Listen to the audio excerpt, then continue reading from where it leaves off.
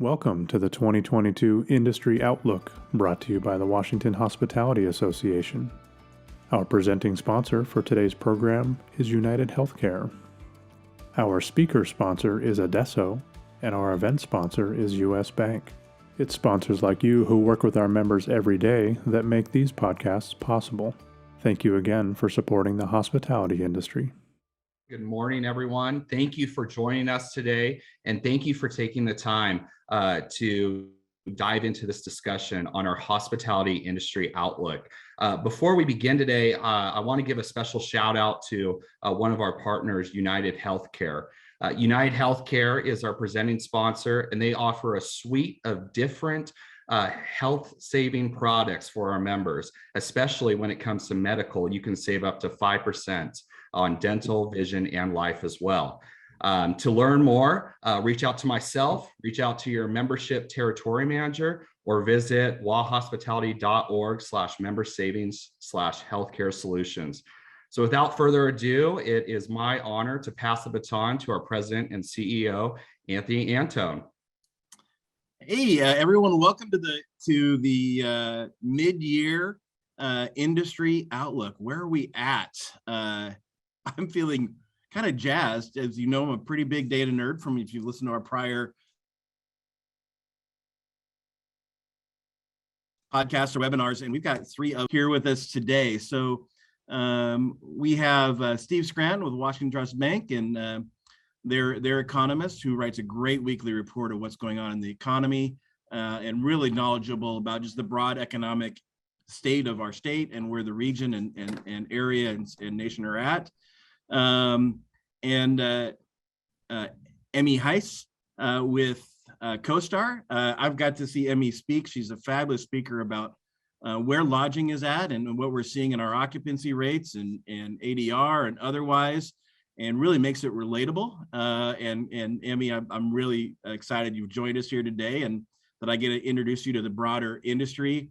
And then maybe one of my oldest friends in the industry, even though he's younger than me, Hudson Riehle. Hudson is the chief economist for the National Restaurant Association.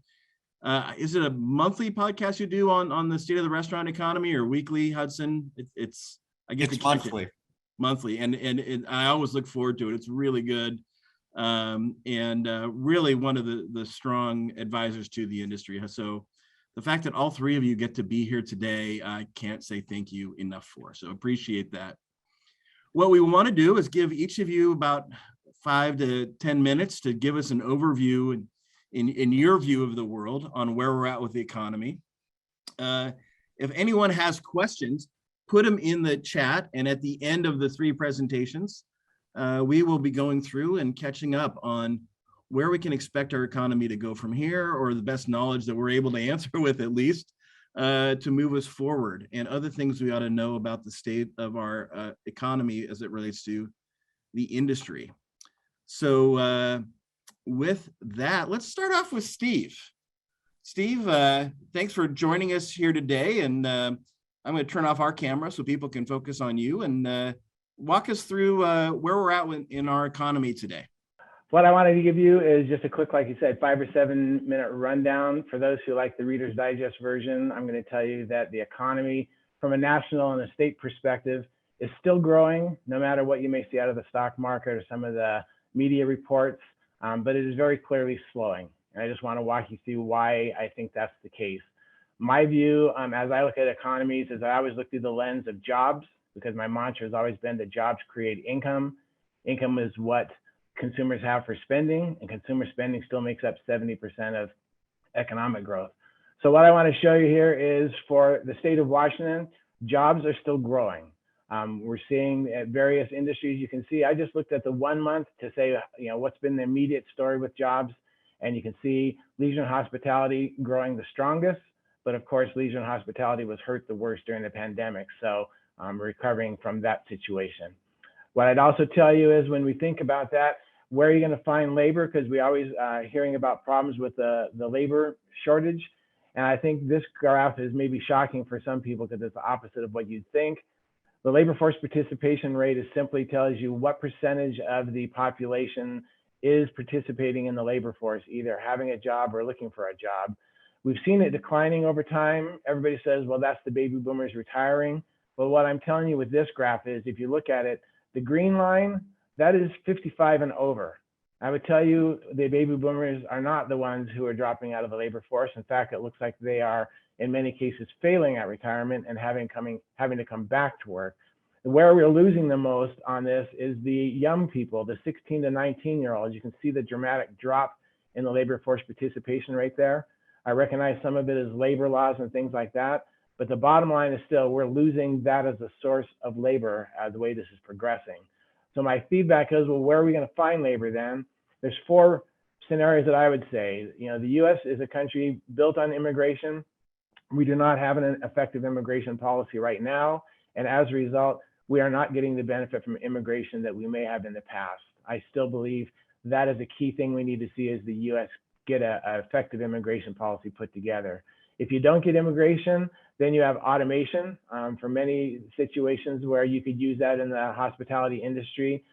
The other is education. I think there's still a role to spend time with high school kids, with their counselors and everybody, educating them that the hospitality is an excellent career, something that to pursue, and break the image for some of them that the only jobs you want is to be a computer programmer. If you don't get that solved there, then you're talking about robotics. And we already see cases of testing of like the robotic arms for flipping hamburgers and things like that. I just think businesses are entrepreneurs. They will adapt. And ultimately, if they can't find labor force, they will do it through automation and robotics. The other thing we need to think about for where are we with the economy and what's going to happen over the next year is interest rates. Very clearly, because the U.S. as a country is a net borrower, not a net saver for both businesses and individuals. We know the Federal Reserve is raising rates. What I'm going to tell you is historically the Fed has raised rates until something breaks. They hope that they break inflation. I think the risk is if they get too aggressive, they break the economy. That's not the case now. That's the risk. The reason why that affects the economy is higher borrowing costs, slow spending, because you're spending more of your paycheck to pay your borrowing costs rather than being able to buy goods. So that affects mortgage rates, credit cards, student loans, car loans. It affects small businesses as well, you know, for the hospitality industry or others, is that if you are looking at expansion or other things, that may not pencil out as borrowing costs continue to rise. So we need to monitor what happens with interest rates, because that will tell us how much the economy will slow. I call it a recession watch right now, not a recession warning, meaning there's forces out there that if they come together, just like when you get a hurricane watch, there's a storm out to sea, it might develop into a hurricane, might not. That's the story that we have right now. If the Federal Reserve gets too aggressive raising rates, that could push the economy into recession. If we see other things that start to go sideways that aren't currently happening, that's when I would issue a recession warning then. And I really think that my feedback to people is it's the consumer that's going to bring inflation down, because consumers, not the U.S. government, they have to cut their spending once they use their other resources. So I think that we will see heading into the second half of the year, consumers starting to pull back on spending, and that'll start to bring prices down. The real wild card again is watching the Federal Reserve. If they make a mistake on monetary policy of raising rates too aggressively, that could change the story. Or Congress, if they passed any legislation where they're raising taxes, that could also change the story. But for now, I just tell you, growing but slowing, no matter what the media may want to tell you. Anthony, back to you. Steve, thank you so much. It's exactly what I wanted to have you on the podcast today or the webinar today to bring information. We'll ask questions at the end. Again, if anyone has any questions on economy, where we're going, put them in the chat and we will get to them at the end. Yeah. With that, we're going to switch over to Hudson. Hudson, can you beat that? Can you give us the update on our restaurant industry and kind of your perspective of where the economy is going? Sure. Hopefully you can all see my screen now. Good day, everyone. On behalf of the National Restaurant Association's research group, it's a pleasure to have some time this afternoon to talk with you about the current state of the restaurant industry and perhaps most importantly, where we see it heading the remainder of this year into 2023. And as always, a expression of appreciation for our supporters, DoorDash and Paradox. So looking at restaurant sales on a monthly basis since the onset of the pandemic back in early 2020. You can see here the pattern which has been evolving. It is important to note that for the past 4 months, that restaurant sales have posted positive increases, and it is a high inflationary environment for menu prices for sure. But the fact is that consumers continue to shift their spending towards services and away from more material items. So when you think about on-site versus off-premises restaurant traffic, not surprisingly, the association has tracked this on a weekly basis for years. And what you can see from this chart is looking at the 3-day periods of traffic utilization on premises for restaurants by dinner, lunch, and breakfast. Dinner is the top blue line there, lunch red, and breakfast is green. And so the most important takeaway from this slide is that entering the 3rd year from the onset of this pandemic, on-site restaurant traffic remains depressed. And so, for example, if you look at the dinner meal period there, it is still down 8 percentage points. Lunch is down 6, breakfast is down 5. Conversely, if you look at the off-premises, and off-premises includes takeout, delivery, drive-through, and curbside, you'll notice that for both all 3 meal periods, dinner, lunch, and breakfast, traffic levels off-premises are above what they were pre-pandemic. So even though the restaurant industry is continuing to post sales gains on a monthly basis, the actual operational structure and the utilization of the industry by consumers is dramatically different and remains different. So for example, if you look at the shift in restaurant traffic between on and off premises, you can see before the pandemic, 61%, even then, of all restaurant traffic was off premises. It is currently just under 80%. And during the depths of the pandemic, not surprisingly, it reached close to 90%. But that has moved back. But is it ever going to go back to 61%? And the answer to that is unlikely. And part of this has to do with an operational structure change in the industry with that greater focus on convenience restaurant occasions. So just looking at drive-through there, you'll notice that a lot of that shift towards the off premises has been captured by those drive-through occasions. You'll notice that delivery gets a lot of attention, and it is the fastest growing segment of that off-premises market.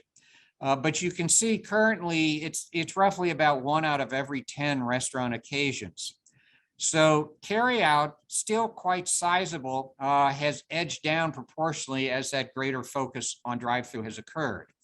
And part of the reason the industry has been so successful at rapidly adapting to this off-premises market has to do with the rapid integration of technology into the restaurant industry. So for example, if you look at, for the entire industry pre-pandemic, 5% or just 1 out of every 20 restaurant orders was digital. During the depths of the pandemic, it approached 20%. In other words, it moved from 1 out of 20 to 1 out of 5. That has now settled back down around 15%. Most importantly, look at the full service segment, which now is at 12% of all their restaurant orders are digital. And so for that full service segment, with those on-site dining occasions remaining dampened, the ability to tap into this off-premises market becomes much more important.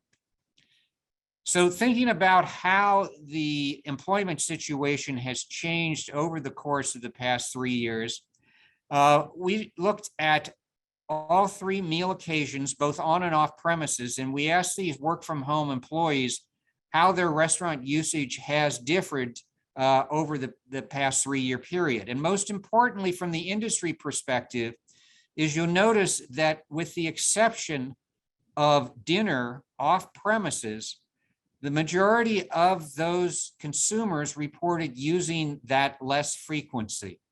So what that means is that when you look at what's gone on with population changes across the United States, this remigration pattern is perhaps the most important question that remains about how industry sales will progress in the years ahead. Because not surprisingly, last year, 16 states and DC actually lost population. And you can see those states in green are states that actually had the strongest population growth. Blue's the next population positive group. And those states in yellow and red, which are quite numerous, actually had population declines.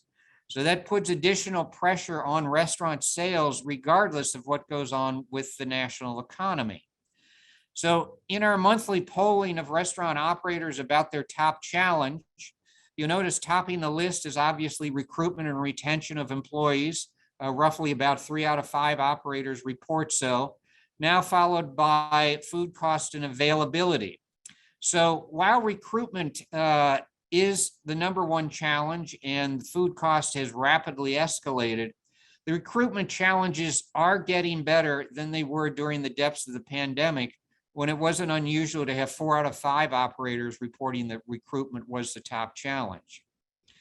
And so the competition for jobs in the industry is intense.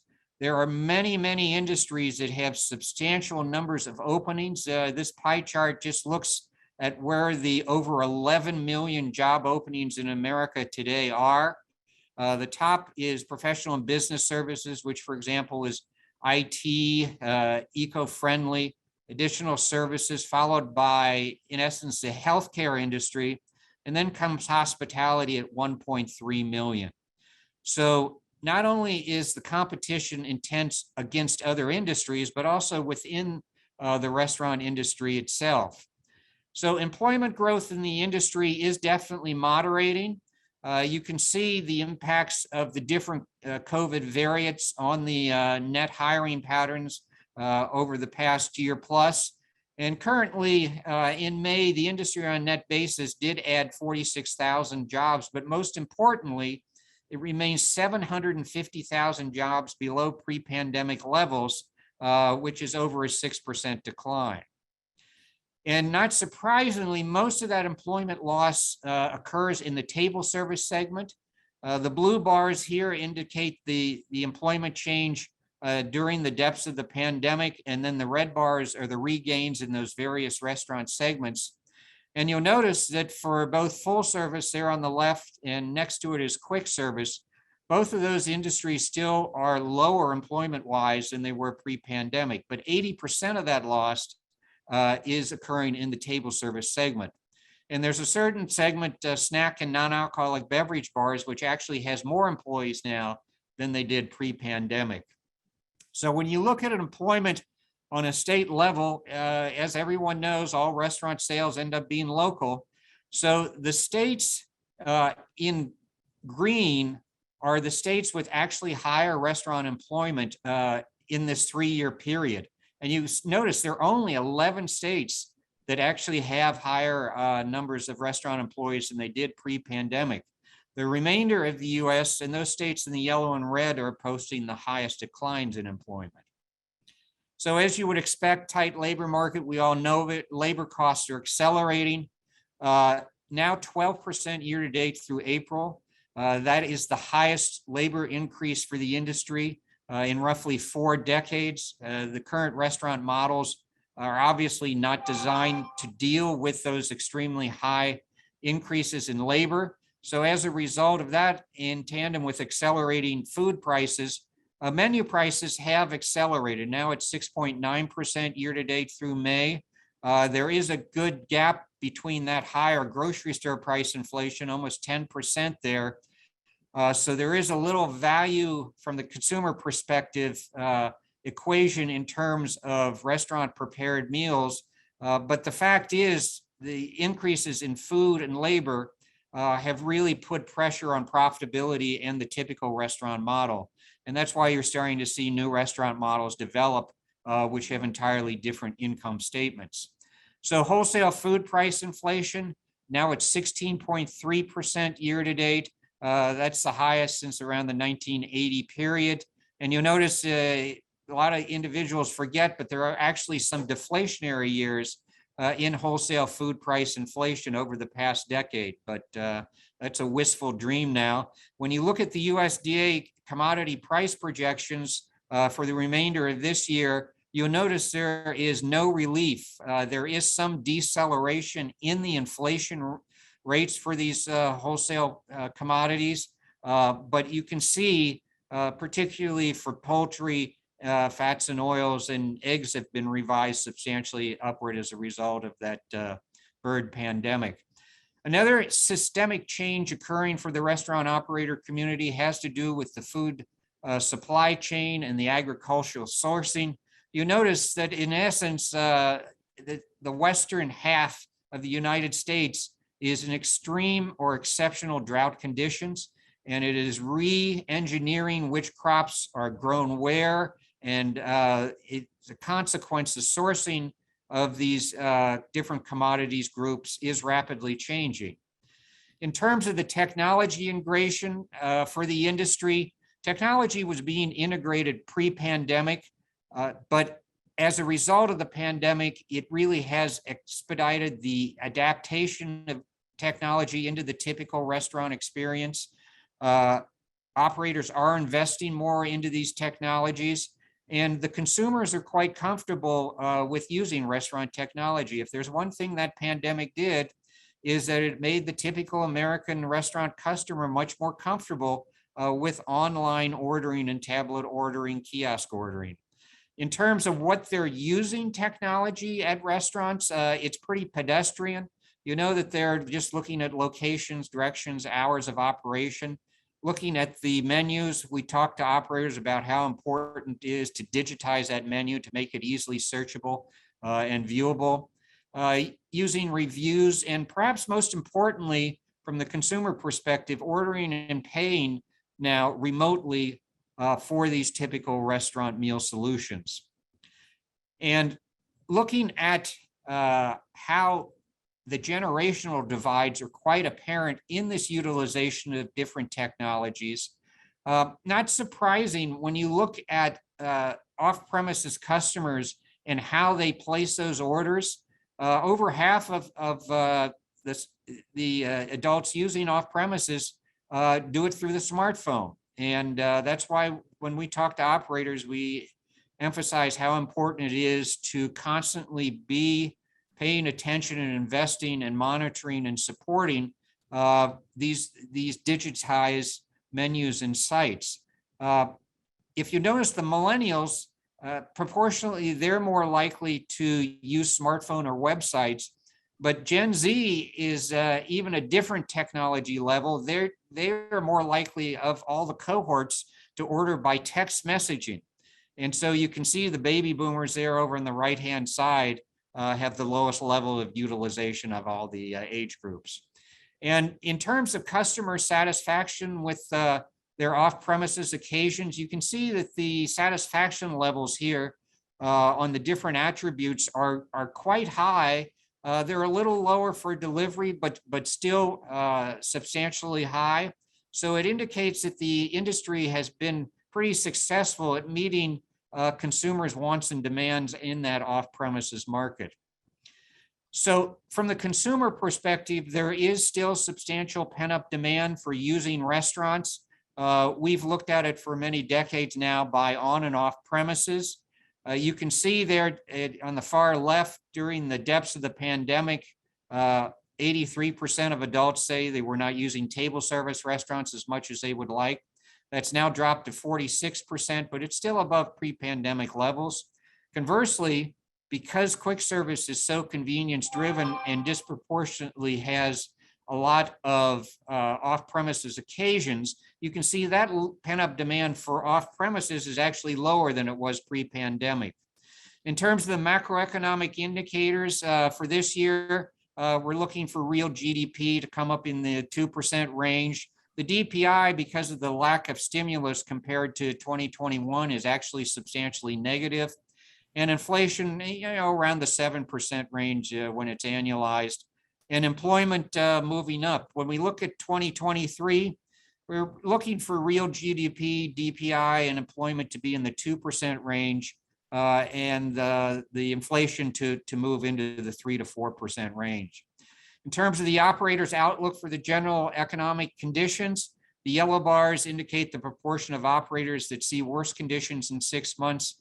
You notice that it has moved up in the past few months. It's now roughly 2 out of 5 expect worse conditions.